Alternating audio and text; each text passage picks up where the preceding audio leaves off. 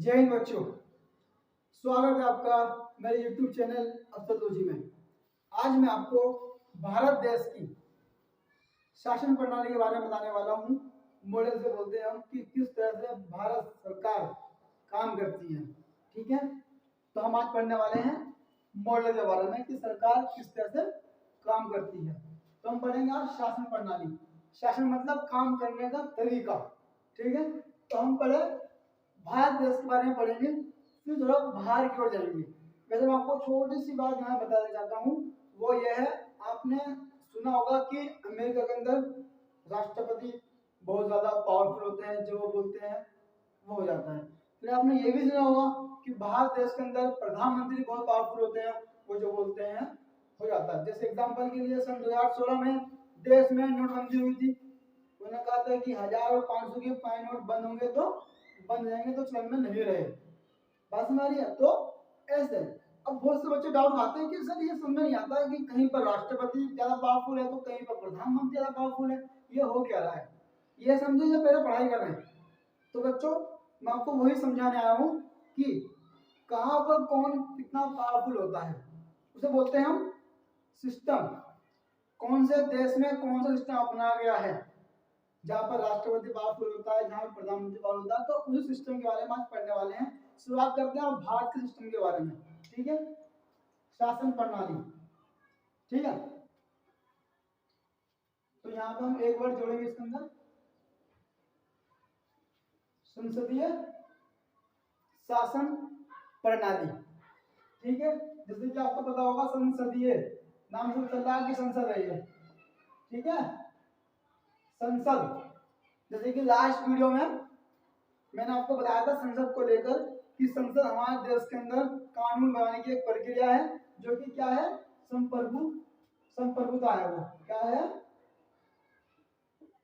संप्रभुता है, यानी संप्रभुता मतलब अपना आप बिना किसी दबाव में फैसले लेने का हक रखती है संसद। ठीक है, तो ये संसदीय शासन प्रणाली है। अब क्वेश्चन उठ के आता है कि संसदीय शासन प्रणाली में होता क्या है। तो समझने के लिए हम थोड़ा सा पढ़ते हैं।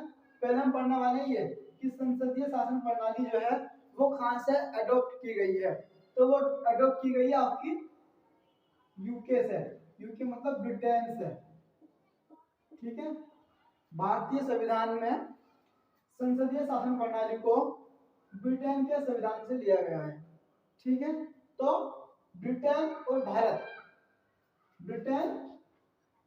भारत में सेम शासन प्रणाली काम करती है। अब शासन प्रणाली किस तरह से काम करती है मैं आपको बता देता हूँ। सिंपल सा मसला है, ज्यादा टेंशन नहीं होती है, आप नॉर्मल समझिए, फिर आपको डीपली समझाऊंगा। राष्ट्रपति और एक प्रधानमंत्री,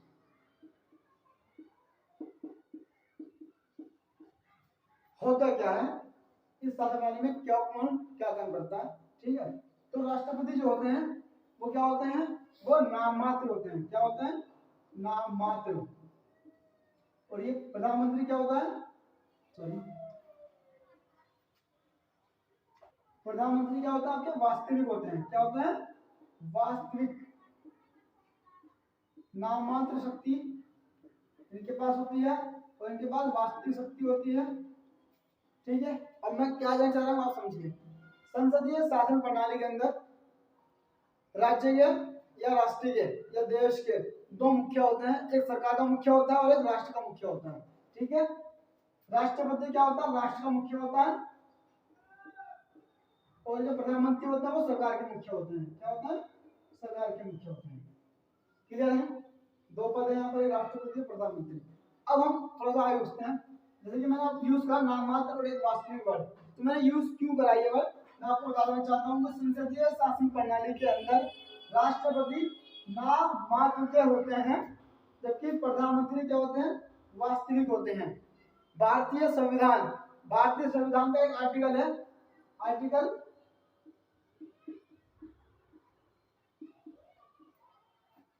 74। भारतीय संविधान का एक आर्टिकल है, आर्टिकल 74, जिसमें क्या है, जिसमें ये कहा गया है कि ये मंत्री परिषद होगी। क्या होगी, एक मंत्री परिषद होगी जिसका हेड कौन होगा, जिसका हेड कौन होगा, प्रधानमंत्री होगा।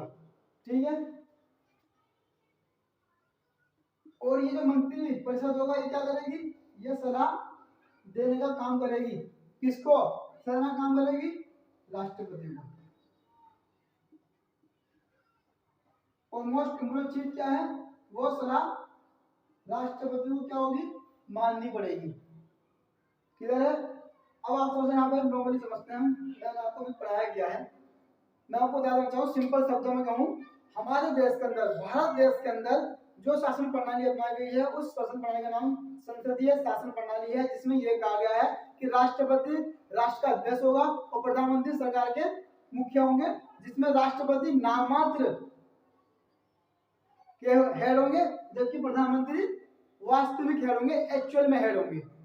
ठीक है, जितनी भी शक्तियां हैं वो सब भारतीय संविधान ने राष्ट्रपति को दी है, लेकिन एक्चुअल में उन शक्तियों का इस्तेमाल कौन करता है, प्रधानमंत्री करता है। वो कैसे करता है, वो ऐसा करता है कि मंत्रिपरिषद जो होता है, मंत्रिपरिषद सलाह देना काम करता है किसको, राष्ट्रपति को, और राष्ट्रपति उन सलाह को मानने के लिए क्या होगा, बाध्य होगा, यानी माननी ही पड़ेगी बातें, आप उनकी बातों को डिनाई नहीं कर सकते या इग्नोर नहीं कर सकते हो। तो कहना मतलब क्या, इनडायरेक्टली शक्तियां किसके पास है, एक्चुअल में प्रधानमंत्री के पास है। ठीक है, तो ये हमारे देश के अंदर इस तरह से मॉडल अपनाया गया है। क्लियर है, जिसमें अभी अब मैं थोड़ा सा आगे बढ़ना चाहता हूँ। जैसे कि मैंने स्टार्टिंग में बताया था कि अमेरिका में राष्ट्रपति ही सब कुछ होता है। ठीक है, भारत देश में आ गया आपको कि प्रधानमंत्री सब कुछ होता है, राष्ट्रपति नाम का होता है, लेकिन दोनों पद हैं। ठीक है, अब थोड़ा सा आगे बढ़ते हैं। आगे बढ़ने के लिए हम थोड़ा सा इसको रेस कर रहा हूँ मैं। ठीक है,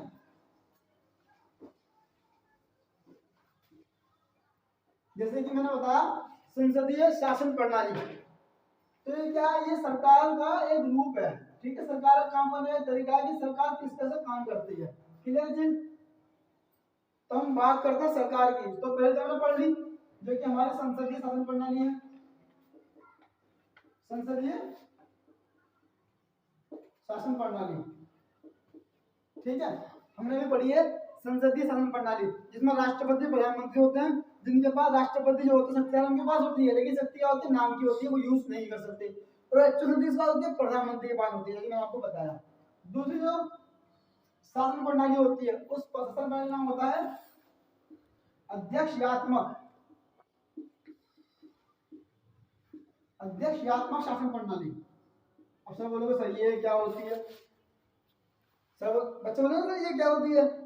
अब बच्चों देखो, इसका नाम से पता चल रहा है संसदीय शासन प्रणाली, जिसमें संसद का जोड़ है, संसद जो चाहेगी वो होगा। जैसे कि आपको पता है संसद के अंदर जो मेन होता है वो कौन होता है, संसद के दो जन होते हैं, एक लोकसभा और लोकसभा के अंदर जो नेता होता है, लोकसभा का नेता होता है प्रधानमंत्री। तो प्रधानमंत्री क्या हो गया, हेड हो गया। संसदीय मतलब लोकसभा मतलब प्रधानमंत्री सारी शक्तियों का इस्तेमाल करेगा, इसलिए संसदीय शासन प्रणाली जो किसका है, प्राइम मिनिस्टर का जोड़ है यहाँ पर। अब क्वेश्चन आता है अध्यक्षात्मक शासन प्रणाली। जैसे नाम से क्या होता है, नाम से क्या होता है अध्यक्ष। जैसे कि मैंने आपको भी बताया था, यहाँ पर समझता हूँ, एक होता है राष्ट्र का अध्यक्ष, राष्ट्र का अध्यक्ष, एक होता है सरकार का मुखिया। सरकार का अध्यक्ष बोले, सरकार मुखिया बोल रहे, कोई दिक्कत नहीं है। ठीक है, यहाँ देखिए, जैसे कि मैंने आपको इस संसदीय शासन प्रणाली में पढ़ाया कि राष्ट्र का अध्यक्ष कौन होता है, राष्ट्र का अध्यक्ष होता है आपका राष्ट्रपति, और सरकार का मुखिया कौन होता है, प्राइम मिनिस्टर। ये पढ़ाया मैंने। अब आप देखिए, और जबकि संसदीय शासन प्रणाली में राष्ट्र का अध्यक्ष कैसा होता है, नाममात्र का होता है। जैसे मैंने आपको बताया, तो ये क्या होता है, ये वास्तविक होता है। सारी बात किसके पास, राष्ट्रपति के पास। यूज कौन करता है, प्रधानमंत्री। यूज तो ये करता है कि प्रधान करा देता है ना उसको, प्रधानमंत्री बिना कोई शक्ति वो यूज नहीं कर सकता। बस मानिए, तो वास्तविक शक्ति किसके पास होगी, प्राइम मिनिस्टर के पास। अब राष्ट्र का अध्यक्ष कौन था इस साल में, राष्ट्रपति था, लेकिन वो तो नाममात्र का। अब यहाँ पर आते हैं अध्यक्षात्मक, अध्यक्ष कुछ में चला है। अध्यक्षात्मक क्या हो गया, जो राष्ट्रपति होता है वो तो राष्ट्र का अध्यक्ष होता है, अध्यक्षात्मक में क्या होता है, राष्ट्रपति राष्ट्र का अध्यक्ष होता है, वहां पर प्राइम मिनिस्टर को रोल नहीं होता है। संसद में प्राइम मिनिस्टर का कुछ होता है, जबकि अध्यक्षात्मक में शासन जो करता है उसको राष्ट्रपति करता है। कौन करता है, राष्ट्रपति करता है। यहाँ पर प्राइम मिनिस्टर का कोई मतलब ही नहीं बनता, यहाँ पर प्राइम मिनिस्टर का कोई पद ही नहीं है। यहाँ पर केवल अध्यक्षात्मक मतलब राष्ट्रपति अध्यक्ष होते हैं देश के, सारे काम जो करते हैं राष्ट्रपति करते हैं। राष्ट्रपति अपनी मर्जी से कोई भी सलाह, कोई भी शक्ति का इस्तेमाल कर सकते हैं। यहाँ पर कोई प्राइम मिनिस्टर या मंत्रिपरिषद नहीं होगा इनको सलाह देने के लिए। ये जो इनका मन आएगा, जो उनको लगेगा कि सरकार में इस तरह का काम होना चाहिए, वो अपनी मर्जी से कर सकते हैं। कोई इनको सलाह देने के लिए मंत्रिपरिषद नहीं होता है। ये अध्यक्ष होते हैं राष्ट्र के, और यही सब कुछ कर सकते हैं, सब कुछ कर सकते हैं ये बिना किसी सलाह के। तो अध्यक्षात्मक शासन प्रणाली वो शासन प्रणाली होती है जिसमें राष्ट्र का अध्यक्ष राष्ट्रपति होता है, जिसमें सारी शक्ति राष्ट्रपति के पास होती है, और उनका वास्तविक रूप से एक्चुअल में उनका इस्तेमाल भी वही करता है। क्लियर है चीज। एग्जाम्पल इसका है यूएसए, संयुक्त राज्य अमेरिका के अंदर अध्यक्षात्मक शासन प्रणाली अपनाई गई है, जबकि भारत देश के अंदर संसदीय शासन प्रणाली अपनाई गई है। जैसे कि आपको क्लियर हो गया होगा, भारत के अंदर प्रधानमंत्री पावरफुल क्यों होता है और अमेरिका के अंदर राष्ट्रपति पावरफुल क्यों होता है, आपको सुना भी क्लियर है। ठीक है, अब इसमें से एक लाइन में और यहाँ पे ऐड करना चाहता हूँ। ठीक है, वो ऐड क्या है, सरकार का पहला तो ये हो गया संसदीय, दूसरा हो गया अध्यक्ष। या तो एक और सरकार काम करती है दुनिया के अंदर, वो क्या होती है, वो होती है आपकी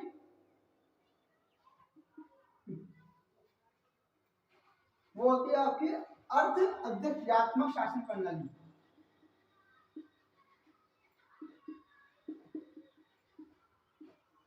अर्थ अध्यात्मक शासन प्रणाली। अब सर बोलोगे सर ये क्या होती है, इसे नई चीज निकल गया है। अभी तो आपने डिफरेंस समझा दिया कि संसदीय और अध्यक्ष में ये फर्क है, अब ये क्या निकल जाएगा, तो कंफ्यूज होने की जरूरत नहीं है। सिंपल सा तरीका बताऊं, तरीका क्या है, इसमें एक पीएम होता है और एक प्रेसिडेंट होता है, यानी राष्ट्रपति होता है। ठीक है, इसमें भी दोनों होते हैं और इसमें भी दोनों होते हैं। फर्क क्या है बताता हूँ मैं। फर्क यह है, इसके पास जो शक्तियां हैं वो शक्ति यूज कर सकता है, इसके पास जो शक्तियां हैं ये वो शक्ति यूज कर सकता है। राष्ट्रपति इसकी सलाह नहीं लेगा, इस वाले शासन में राष्ट्रपति प्रधानमंत्री सलाह नहीं लेगा कि मैं काम करूं कि नहीं करूं, मुझे बताओ, नहीं। जितनी इसको शक्ति दी गई यानी 50% शक्ति इसके पास होती है, इस शासन में 50% शक्ति इसके पास होती है, प्रधानमंत्री के पास। क्लियर है। अब थोड़ा सा एक बार रिवाइज करते हैं, थोड़ा सा आगे बढ़ते हैं। ठीक है, रिवाइज कैसे कर लेते हैं नॉर्मल तरीके से। संसदीय शासन प्रणाली, संसदीय शासन प्रणाली के अंदर दो काम करते हैं, एक राष्ट्र का अध्यक्ष होता है, एक सरकार का मुखिया होता है। राष्ट्र का अध्यक्ष होता है वो नाम का होता है, ठीक है, जिसके पास पावर कैसी होती है, 0% पावर होती है।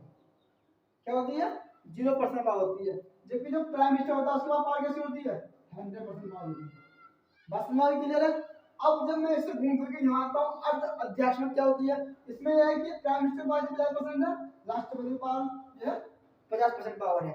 अध्यक्ष में क्या है, अध्यक्ष में 100% पावर आपकी राष्ट्रपति के पास होती है, जैसे कि आपने देखा होगा अभी। ठीक है, यूएसए में 100% राष्ट्रपति होते हैं, वहां पर कोई प्राइम मिनिस्टर का रोल ही नहीं है। क्लियर है चीज। तो सरकार के 3 रूप हैं, 3 शासन प्रणाली है, सरकार के 3 काम करने के तरीके होते हैं, जो कि हमारे देश में संसदीय शासन प्रणाली को अपनाया। अगर इसको अपनाते तो यहाँ पर राष्ट्रपति होता, प्रधानमंत्री का मतलब नहीं था। ये अपनाते तो यहाँ पर 50% पावर इसके पास, 50 इसके पास, तो दिक्कत थी ना। तो इन्होंने दिमाग लगाया कि भैया ऐसा होना चाहिए, प्राइम मिनिस्टर पावर 100% कर दो, राष्ट्रपति रखो, ताकि कहते हैं ना जितने ज्यादा बंद होंगे तो काम को उतनी डीपली समझ सकते हैं। जैसे मैं आपको समझाता हूँ कि सरकार ने ये जब संविधान में ये क्यों अपनाई, ये और ये क्यों नहीं अपनाई, मैं आपको बस समझाता हूँ। कोई बिल आया, ठीक है, बिल आपको पता कहाँ आता है, संसद के अंदर आता है। संसद के 2 सदन होते हैं, राज्यसभा और लोकसभा। चाहे वो राज्यसभा में या फिर लोकसभा में, वो फर्क नहीं पड़ता, वो बिल करता है बिल कैसा है। ठीक है, बिल आया संसद के अंदर, तो बच्चों मैं बताता आपको कि राष्ट्रपति जब 0% पावर है और नाम का है भारत के अंदर, तो राष्ट्रपति का पद क्या मायने रखता है। जैसे कि यहाँ पे देखो, अध्यादेश में 100% राष्ट्रपति के पास पावर हो गई, अर्थ अध्यादेश में 150-50 दोनों के पास हो गई, यहाँ पर 100% पीएम के पास हो गई। तो राष्ट्रपति क्या कर रहा है यहाँ पर? यहाँ भी 100% राष्ट्रपति की जरूरत क्या थी? अब बताओ जरूरत क्या थी? सपोज करो, देखो मैंने आपको बताया था संसद के 3 अंग होते हैं और संसद के सदन 2 होते हैं। 3 अंग कैसे? संसद राज्यसभा, लोकसभा और राष्ट्रपति से मिलकर बनती है। बिना राष्ट्रपति के संसद नहीं बन सकती। संसद के सदन कितने होते हैं? 2, राज्यसभा, लोकसभा। ठीक है, मान लो कोई बिल आया संसद के लिए, अगर बिल लोकसभा में आएगा पहले तो लोकसभा में चर्चा होने के बाद राज्यसभा में जाएगा। अगर कोई बिल राज्यसभा में पहले आया तो राज्यसभा में चर्चा होने के बाद लोकसभा में जाएगा। ये ठीक क्लियर है। ये मत सोचना कि सर पहले लोकसभा में बिल आएगा या राज्यसभा में आएगा, सब कुछ बात नहीं है। किसी में भी राज्यसभा में बिल आ सकता है सदन में। ठीक है, अब समझ लो कोई बिल आया और वो बिल ऐसा है देश के मुद्दों बिल है, देश के विकास के लिए वो बिल है कि देश के विकास करेगा वो बिल। ठीक है, अब सपोज करो राज्यसभा में चर्चा हो गई, क्लियर है, वहां से बिल पास हो गए, लोकसभा की ओर गया मान लो। अब लोकसभा में चर्चा हो गई, अब लोकसभा और राज्यसभा दोनों ने बिल पास कर दिया, ये दोनों ने बिल क्या कर दिया? पास कर दिया। मान लो जो बिल आया था राज्यसभा के पास पहले उधर बहुत सारा काम था, और लोकसभा के पास बहुत सारे बिल पड़े थे पेंडिंग। ठीक है, वो बिल राज्यसभा में आया, उन्होंने क्या चलो ठीक है पास करो, लोकसभा भेज दिया, लोकसभा ने बोला चलो ठीक है यार पास करो और काम है। अब वो बिल कहाँ जाएगा? उठ के वो बिल उठ के जाएगा राष्ट्रपति के पास। अब राष्ट्रपति का यहाँ रोल है। सब लोग बोलते हैं कि राष्ट्रपति क्यों है, राष्ट्रपति क्यों है? राष्ट्रपति को यहाँ पर है, राष्ट्रपति यहाँ पर। अगर वो बिल राष्ट्रपति उस बिल को साइन नहीं करेगा ना, वो बिल पास नहीं हो सकता, एक्चुअल में देश भर में लागू नहीं होगा। राज्यसभा और लोकसभा में बिल को पास कर देती है, तो इसका मतलब ये नहीं कि वो देश भर में लागू हो गया। लागू तभी होगा जब राष्ट्रपति साइन करेंगे उस बिल पर। राष्ट्रपति का ये पावर है, मैंने कहा 0% पावर है, तो 0% पावर तब है जब वो उसे सलाह नहीं मानता। तो कुछ पावर है ऐसी राष्ट्रपति के पास जो उस बिल को वापस भेज सकता है। ये एक पावर होती है वीटो पावर, जिसे बोलते हैं वीटो मतलब पॉकेट पावर, पॉकेट। ठीक है, जैसे राष्ट्रपति का कोई बिल आया तो उसे अपने पास रख सकता है पॉकेट में लाइफ टाइम के लिए। साइन नहीं करेगा तो बिल लागू नहीं होगा देश भर में। क्लियर चीज? सेम ऐसी एक पावर एक और राष्ट्रपति के पास बिल आया, उसके पास जल्दबाजी में पास कर दिया राष्ट्रपति, ये बिल तो विकास देश के मुद्दे के लिए, देश का विकास के लिए मुद्दा है, इसमें को थोड़ा इन्होंने कैसे पास कर दिया बिल को जल्दबाजी में, है नहीं? मान लो 2 दिन पहले बिल आया, राज्यसभा में पास कर दिया, 2 दिन बाद लोकसभा में पास कर दिया, उसके पास आ गया, इन्हें पढ़ा, तो देश के मुद्दे की बात जल्दी कैसे होती है? तो क्या करेगा राष्ट्रपति? क्या करेगा? उस बिल को वापस भेज देगा। एक काम करो, दोबारा चर्चा करो बिल पे, जिनमें कुछ चीज मिसिंग है दोबारा चर्चा करो इस बिल में, ये कुछ पॉइंट ऐड करो उसके अंदर, तो बिल दोबारा से वही प्रक्रिया लेगा। फिर राज्यसभा में जाएगा, वहां से पास आएगा, फिर लोकसभा में जाएगा, उसके बाद फिर राष्ट्रपति पास, राष्ट्रपति इसको साइन करेगा।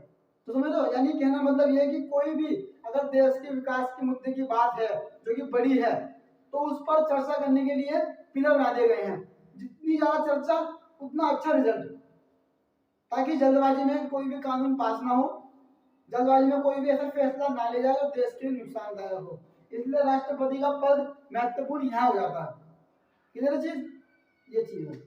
ठीक है, ये समझ आ गया आपको? चलो अब कुछ पॉइंट इसके अंदर हम पढ़ते हैं। मैं आपको, मेरा मोटिव था आपको ये समझाना है कि सरकार 3 तरह से काम करती है। अब थोड़ा इसके फीचर्स पढ़ते हैं, किसके?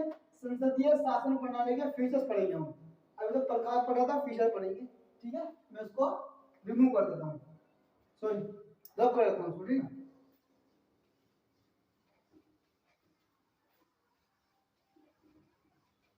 अब हम पढ़ने वाले हैं फीचर्स, विशेषताएं, अच्छाइयाँ। किसकी अच्छाइयाँ? संसदीय शासन प्रणाली की। अब हम ये क्यों पढ़ेंगे? ये इसलिए पढ़ेंगे क्योंकि भारत देश के अंदर संसदीय शासन प्रणाली को अपनाया गया है। ठीक है, तो पहला पॉइंट जो इंपोर्टेंट है इसका, तो पहला पॉइंट पढ़ेंगे हम इसका, ये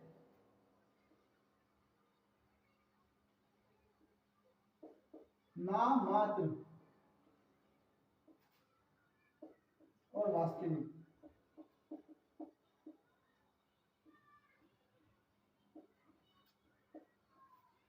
पहला फीचर क्या है संसदीय प्रणाली का? नामात्र और वास्तविक। जैसे कि मैंने आपको स्टार्टिंग में समझाया था, अब मैं डीपली नहीं समझाऊंगा, आपको पता चल गया होगा कि नामात्र कौन है? राष्ट्रपति। वास्तविक कौन है? प्रधानमंत्री। ठीक है जी लोग, चलो किधर चीज कि भाई संसद प्रणाली के अंदर एक नामात्र होगा और एक वास्तविक होगा, जो कि राष्ट्रपति और प्रधानमंत्री होते हैं। इसी क्लियर है? आगे बढ़ते हैं, और कोई डाउट तो पूछ लेना। दूसरा पॉइंट जो इंपोर्टेंट है, ये बहुत ज्यादा इंपोर्टेंट है, इसको ध्यान रखना। दूसरा पॉइंट है आपका सामूहिक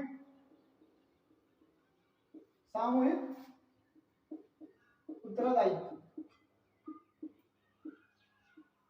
अब आप वर्ड पे जाओगे, बोलोगे सर जी ये क्या पढ़ा दिया आपने, सामूहिक उत्तरदायित्व। इसकी इंग्लिश पढ़ते हैं, आपको समझ में आएगा।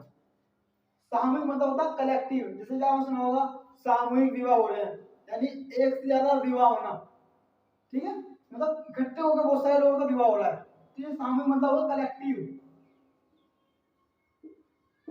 क्या होगा? कलेक्टिव। उसके बाद मतलब हो गया रिस्पॉन्सिबिलिटीज।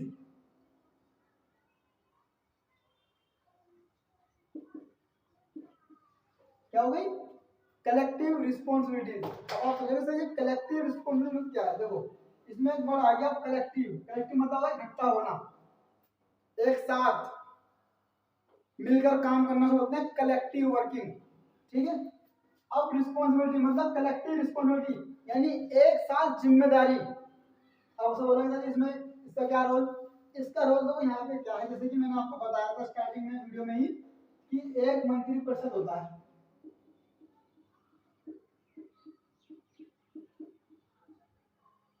एक मंत्री परिषद होता है जिसका हेड कौन होता है? प्रधानमंत्री होता है, ठीक है भाई। एक मंत्री परिषद होता है जिसका प्रधानमंत्री होता है। अब कलेक्टिव रिस्पॉन्सिबिलिटी में मंत्री परिषद का क्या रोल क्या है? मंत्री परिषद सामूहिक रूप से संसद के प्रति क्या होती है? संसद के प्रति उत्तरदायित्व होती है।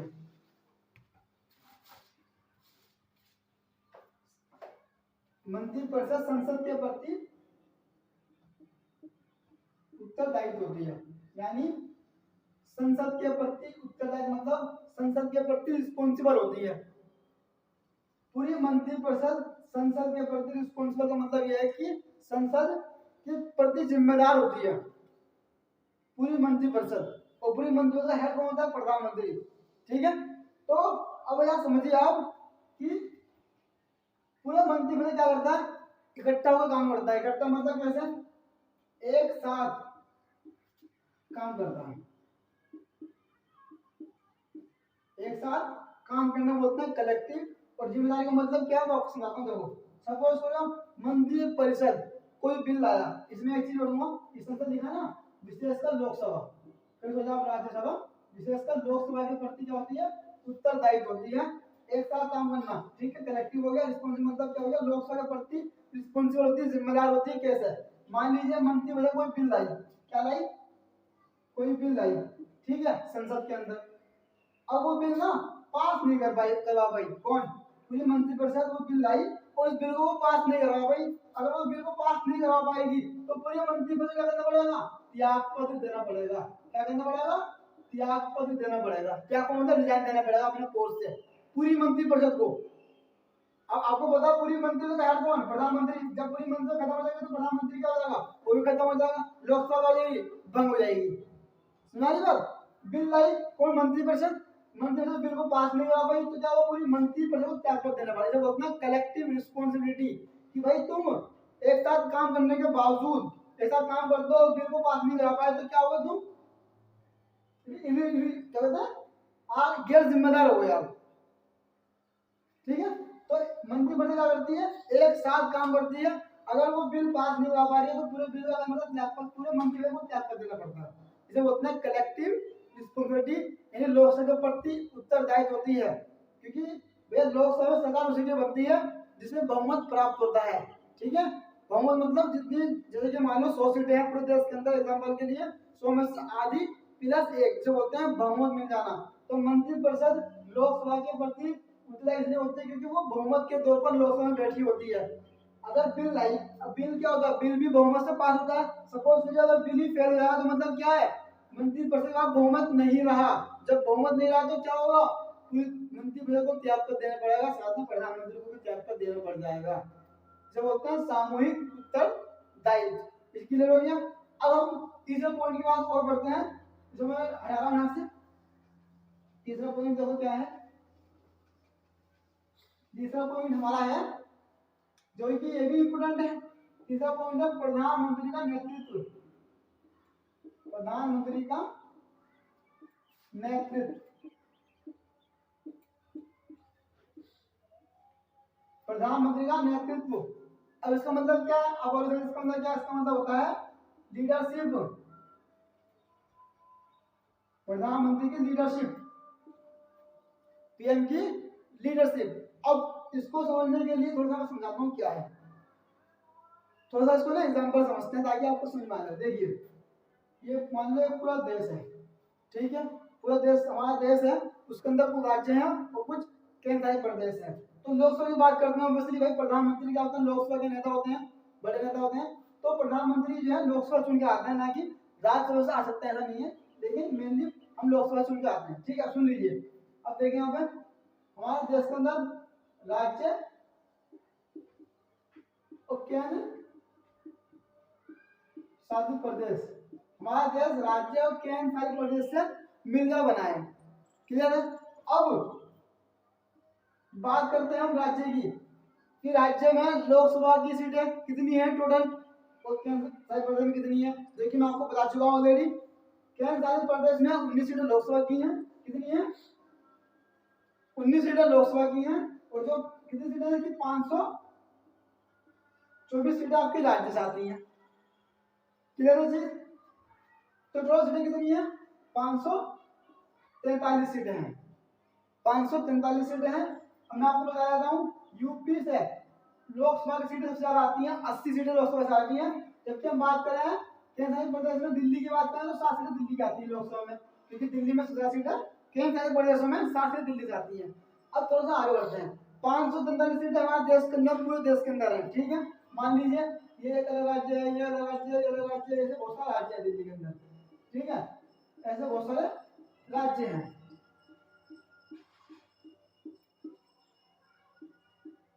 ऐसे बहुत सारे राज्य हैं, ठीक है। अब 543 सीट है टोटल। अब मान लीजिए 543 में से, यानी आने वाले जो चुनाव है सन 2024 का जो चुनाव है, ठीक है, उसे मान लीजिए बीजेपी सरकार को, मान लीजिए बीजेपी को 543 में से 300 सीटें मिली। क्या मिली? 300 सीटें मिली। तो बहुमत किसको मिल गया? ऑब्वियसली बीजेपी को मिल गया। जैसे कि मैंने आपको बताया था कि भाई जितनी सीटें होंगी उसका आधा प्लस एक, उसे क्या मिल गया? बहुमत मिल गया। तो ऑब्वियसली क्या हो गया? हमारी बीजेपी सरकार बन जाएगी, ठीक है। तो कितने? 300 सीटें मिल गई, 300 एमपी बनेंगे बीजेपी के। अब 300 एमपी का एक और नेता होगा। अब 300 एमपी क्या करेंगे? आपस में डिस्कस करेंगे कि भाई 300 एमपी में से एक नेता ऐसा हो जो हमारी क्या है, लीडरशिप ले, जो हमें लीड करे, ठीक है, जिसका हमें जो वो बोलेगा मानना पड़ेगा, तो उसे बोलता है लीडरशिप। तो 300 एमपी में से एक एमपी ऐसा बनेगा, ठीक है, जिसे बोलेगा हम लीडर, जो पूरी क्या करेगा? प्रधानमंत्री का लीडर, प्रधानमंत्री का नेतृत्व करेगा कि भाई मैं प्रधानमंत्री के रूप में देश को संभालूंगा।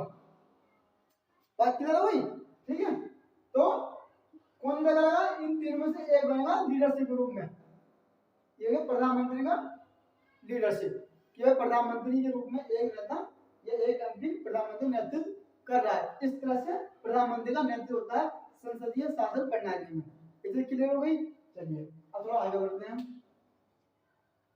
मैं रेस कर दूं, मैं इसको भी थोड़ा सा डाल देता हूँ। अब यहाँ पे थोड़ा सा चौथा पॉइंट देखो। चौथा पॉइंट भी बहुत समझने वाली बात है। चौथा पॉइंट क्या है? बहुमत प्राप्त दल का शासन। क्या है? बहुमत प्राप्त दल का शासन। अब यहाँ पे देखिए, समझने वाली बात क्या है? दल मतलब पार्टियां होती हैं, जैसे कि बीजेपी, कांग्रेस, आम आदमी पार्टी। बहुमत मतलब होता है मेजोरिटी। मेजोरिटी मतलब क्या? जितनी भी सीटें हैं, जैसे 100 सीटें हैं, 100 का क्या हो गया? 100 का कितना हो गया? आधा प्लस एक, तो कितनी हो गई? मेजोरिटी 51 लोगों की, 51 की मेजोरिटी हो गई। बहुमत प्राप्त दल का शासन, यानी हमारे देश के अंदर यह है जिसको बहुमत प्राप्त, जिस पार्टी को बहुमत मिल गया, जिस पार्टी को मेजोरिटी में आ गई पार्टी, जिसको बहुमत मिल गया, उस पार्टी का क्या होगा? शासन होगा। चाहे वो बीजेपी हो, चाहे वो आपकी कांग्रेस हो चाहे वो आपकी आम आदमी पार्टी हो, ये क्लियर है।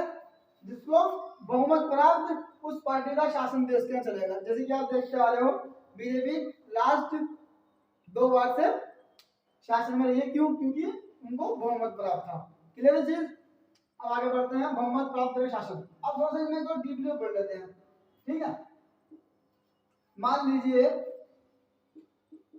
बीजेपी को 300 सीटें मिल गई, ठीक है, सन 2024 के चुनाव में, लोकसभा चुनाव में 300 सीटें मिल गई। अब क्या होगा? अब राष्ट्रपति का यहाँ पे एक रोल आता है। राष्ट्रपति क्या करता है? राष्ट्रपति पहले क्या करेगा? सबसे पहले राष्ट्रपति सबसे पहले क्या करेगा? राष्ट्रपति सबसे पहले करेगा, पहले देखेगा पूरे देश के अंदर, देखेगा भैया कौन सी पार्टी को बहुमत मिला है, पहले ये देख लेगा। ये देखने के बाद क्या करेगा? ये देखेगा भैया 300 पर बीजेपी को मिल गई, ठीक है। अब बोले भाई 5 नेता कौन 300 में से? बोले भाई मोदी जी हमारे नेता हैं, तो क्या करेगा?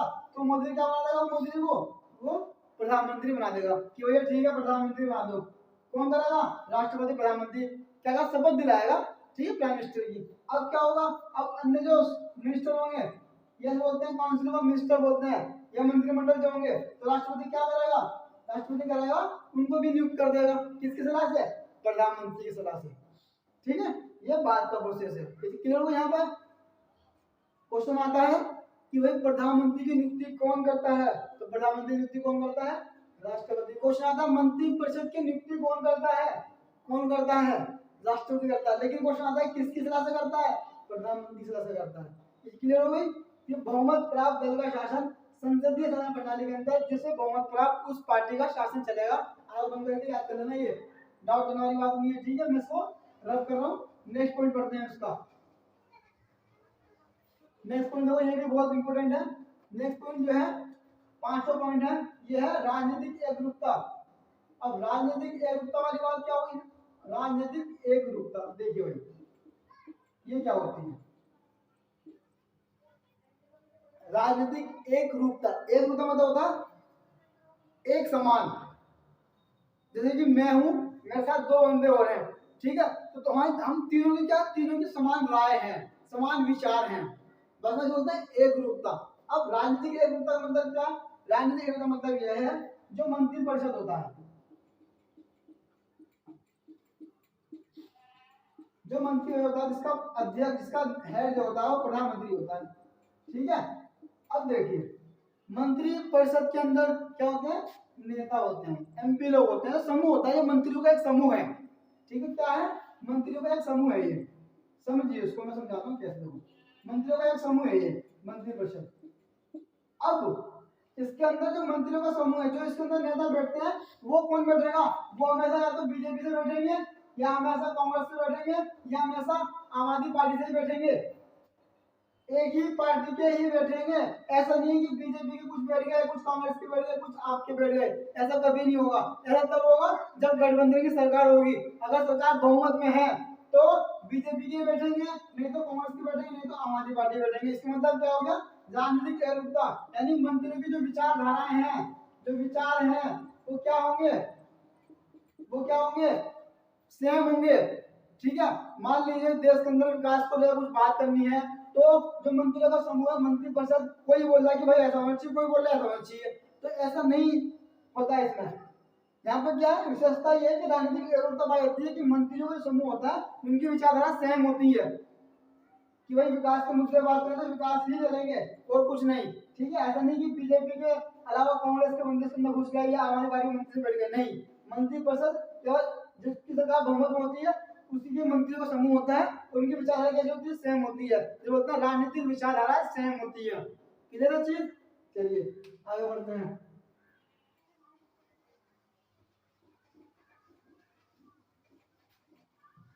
अब देखो एक और इसके अंदर इंपोर्टेंट पॉइंट देखिए। इंपोर्टेंट पॉइंट है एक दोहरी सदस्यता। अब आप बोलोगे सर ये क्या हो गया? दोहरी सदस्यता। अब देखिए पहले ये बोल रहे फिर आपको एक और चीज बताऊंगा, नाम से आ रहा है, दोहरी से आ रहा है मुझे। दोहरी सदस्यता क्या होती है?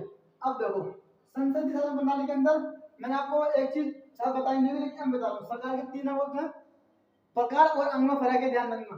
सरकार के 3 अंग होते हैं, वो 3 अंग कौन कौन से होते हैं? देखो जो पहला अंग होता है सरकार का वो होता है कार्यपालिका। क्या होता है?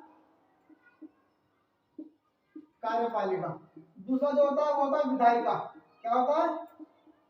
विधायिका, जिसे हम संसद भी बोलते हैं। क्या बोलते हैं उसको? संसद ही बोलते हैं। तीसरा होता है न्यायपालिका। अब आप बोलोगे न्यायपालिका से नाम मतलब न्यायपालिका मतलब देखिए कोर्ट होगा, सारे वो न्यायपालिका अंदर आते हैं। कार्यपालिका मतलब जो काम करते हैं जैसे प्रधानमंत्री, संसद मतलब आपको पता ही है, आपको संसद कानून की प्रक्रिया है। क्लियर? सरकार के 3 अंग होते हैं। अब देखिए यहाँ पर कार्यपालिका अंदर कौन आता है? कार्यपालिका अंदर कौन आता है? मंत्री लोग आते हैं। संसद के अंदर कौन आता है? या तो एमपी आएंगे लोकसभा के, या फिर राज्यसभा के एमपी आएंगे, यानी member of parliament, member of parliament Rajya Sabha, member of parliament Lok Sabha. जबकि कार्यपालिका अंदर कौन आएगा? मंत्री लोग, जो काम करेंगे उन्हें मंत्री मंत्री बनाया जाता है। ठीक है? मेंबर ऑफ पार्लियामेंट जीत के आते हैं, जबकि मंत्रियों को नियुक्ति किया जाता है। मेंबर को नियुक्त नहीं करता राष्ट्रपति। इधर चीज अब देखिए यहाँ पे दोहरी संस्था कैसी है? सरकार के 3 अंग कार्यपालिका विधायिका मिलकर क्या करती है? देश भर काम करती है। संसद काम करती है, कार्यपालिका उसे देश में लागू करने का काम करती है। अब यहाँ देखिए आप थोड़ी समझने वाली बात है, डीपली समझो। मान लीजिए किसी को प्रधानमंत्री की सलाह से मंत्री बना दिया गया। ठीक है? क्या कर दिया गया? मंत्री। चलो ये बाद में बात करते हैं, पहले यहाँ देखो मैं बात करूँ दोहरी सदस्यता की। तो पहले क्या बनता? फिर तो क्या बनेगा? वो मेंबर ऑफ पार्लियामेंट बनेगा, यानी संसद का सदस्य बनेगा। दूसरा क्या बनेगा? मंत्री बनेगा। क्या बनेगा? मंत्री। तो ये क्या हो गई? दोहरी संस्था हो गई, पहली का संसद की, दूसरी कार्यपालिका की। बस में आ रही है? अब थोड़ा यहाँ समझो, वो मैं समझा था वो ये कि मान लीजिए प्राइम मिनिस्टर ने किसी को मंत्री बना दिया, किसी को मंत्री बना दिया। भाई राष्ट्रपति कहा कि राष्ट्रपति जी मैं कह रहा हूँ इस बंदे को मंत्री का पद दे दो, उसको अपॉइंट कर दो पद के लिए। राष्ट्रपति जी आपको बताइए कैसे, नाम आपके अनुसार है, जो बोलेंगे करना पड़ेगा। तो ठीक है, बना दिया मंत्री। अब एक कंडीशन है यहाँ पर कि भैया 6 महीने, कितने? 6 महीने के अंदर अगर मंत्री बन जाता है, 6 महीने के अंदर अंदर उसे मेंबर ऑफ पार्लियामेंट बनना पड़ेगा। चाहे वो राज्यसभा बन गया, चाहे वो लोकसभा से बन गया, मेंबर ऑफ पार्लियामेंट 6 महीने के अंदर बनना पड़ेगा। वो पहले मंत्री बन जाता है। मतलब ज्यादातर तो ये होता है कि पहले मेंबर ऑफ पार्लियामेंट बनता है, उसके बाद वो मंत्री बनता है। लेकिन अगर बाय चांस वो मंत्री बन जाता है तो उसे मेंबर ऑफ पार्लियामेंट से बनना पड़ेगा। ऐसा हो चुका है हमारे देश में, राजीव गांधी के टाइम पर ऐसा हुआ था। ठीक है? आगे नहीं बताऊंगा, डीपली कंफ्यूज हो गया आप लोग। तो जितना भी दोहरी सदस्यता बात सुना भाई। चलिए अब इसमें एक लाइन और जोड़ूंगा मैं, देखो जो कि थोड़ी सी अलग है, लेकिन कभी कभार एक्सटर्नल नॉलेज लेना भी जरूरी है। दोहरी के जो हमें पढ़ा रहे हैं वही पढ़ लो। अब दोहरी से याद आया, दोहरी नागरिकता के ऊपर क्वेश्चन निकल के आता है। दोहरी नागरिकता, मान तो ये नागरिकता के ऊपर एक लेसन अलग है, उसको मैं पढ़ाऊंगा मैं, लेकिन मुझे याद आ गया तो मैं आपको बता रहा हूँ। दोहरी नागरिकता, एक दोहरी नागरिकता होती है, एक होती है सिर्फ एक सिंगल नागरिकता होती है। ठीक है? अब आप वर्डों से कंफ्यूज क्यों कर रहे हो? मैं आपको आगे समझाने वाली बात है। देखो यूएसए, ये मिल गया भारत, जिसमें इंडिया, अपना इंडिया महान। देखिए भाई अब थोड़ा समझो, दोहरी नागरिकता किसे कहते हैं? दोहरी नागरिकता उस नागरिकता कहते हैं जिसमें हमें 2 तरह की नागरिकता प्राप्त होती है। एक नागरिकता किसकी होगी? एक नागरिकता प्राप्त होगी देश की। ठीक है? एक नागरिकता प्राप्त होगी किसकी? राज्य की। जिसे बोलते हैं दोहरी नागरिकता। एक देश की नागरिकता और एक राज्य की नागरिकता। देश मतलब भारत, भारत की पूरे देश की नागरिकता मिलेगी। और दूसरा क्या? राज्य की। अगर हम राज्य में रहेंगे, दिल्ली है, तो दिल्ली की नागरिकता भी हमें दे दी जाएगी। जिस राज्य में हम रहेंगे वहां की नागरिकता मिल जाती है। किधर चीज अब बात करते हैं। अब सिंगल नागरिकता मतलब यूएसए। यूएसए में क्या? यूएसए में केवल एक नागरिकता मिलती है, वो मिलती है देश की। वहां पर राज्य की नागरिकता नहीं दी जाती। वहां के नागरिक को वहां पर राज्य की नागरिकता नहीं है, जबकि वहां पर केवल सिंगल नागरिकता है पूरे देश की। चाहे आप किसी भी राज्य में रहो, आप सिर्फ एक नागरिकता है, वो भी देश की। जबकि भारत देश के अंदर 2 नागरिकता अपनाई गई है, एक देश की नागरिकता और दूसरी राज्य की, जिस राज्य में आप रहोगे। क्लियर चीज? पता होना चाहिए कि 2 नागरिकता किस देश में पाई जाती है और एक नागरिकता किस देश में पाई जाती है। ठीक है? चलो अब हम 6 पॉइंट हो गए ना इसके। अब एक और पॉइंट जोड़ लो इसके अंदर। एक और पॉइंट क्या है? बहुत ज्यादा इंपॉर्टेंट पॉइंट है, गोपनीयता। क्या? गोपनीयता। अब ये बोलोगे तो ये क्या होती है? देखो गोपनीयता मतलब होता है छुपा कर रखना। ठीक है? क्या बोलते हैं? छुपा के रखना। गोपनीयता मतलब कोई चीज छुपा लो, बिना बताए करना, छुपा कर कोई चीज करना से होता है गोपनीयता। तो पहले बात करते हैं इसकी शपथ की, फिर ये क्या होती है बताऊंगा। शपथ, जितने भी मंत्री होते हैं, जितने भी मंत्री होते हैं उनके शपथ दिलाई जाती है, किसके द्वारा? राष्ट्रपति के द्वारा। राष्ट्रपति के द्वारा एक शपथ दिलाई जाती है कि भाई मैं शपथ लो कि जो भी काम करोगे वो कैसे करोगे? गोपनीयता को ध्यान में रखते हुए करोगे। कैसे गोपनीयता? मतलब जो भी काम करोगे किसी को बताओगे नहीं, जो भी काम करोगे छुपा के करोगे। ये नहीं कि देश के अंदर एनआरसी ला रहे हो तो पहले आप नागरिक को बता दो कि एनआरसी आने वाली है, अपना अपना सामान कर लो। जब तक वो पास ना हो, कुछ ना हो, तो उसकी नीति ना बने, कोई प्लानिंग ना हो, तो आप कुछ नहीं बताओगे कि बोल दो यहाँ से लेकर इंग्लैंड तक एक सड़क हाईवे बनेगी, जब बनेगी बनेगी पहले बता दिया। इसे बोलते हैं नीतियां बताना। इसलिए बोलते हैं मंत्री जितने भी होते हैं उनसे बोलते हैं गोपनीयता शपथ दिलाते हैं कि भाई कोई भी काम करने वाले हो, कोई भी नीति बनाने वाले हो, कोई भी प्लान करने वाले हो तो पहले बताओगे नहीं, आप छुप के काम करोगे। ठीक है भाई, एक मुंह देखिए आपने गुप्त, गुप्त का मतलब भी क्या होता है? गोपनीयता ही होता है गुप्त।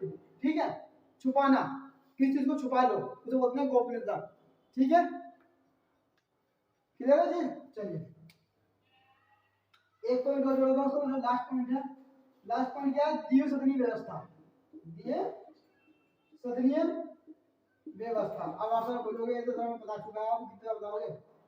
मुझे पता भाई, बता दिया, लेकिन मेरा फर्ज बनता है आपको, जब मैं विशेषता पढ़ा रहा हूँ तो इस विशेषता में एक पॉइंट ये आता है द्विसदनीय व्यवस्था, यानी भारत देश के अंदर दो सदन वाली संसद पाई जाती है, जिसका एक सदन लोकसभा, दूसरा राज्यसभा।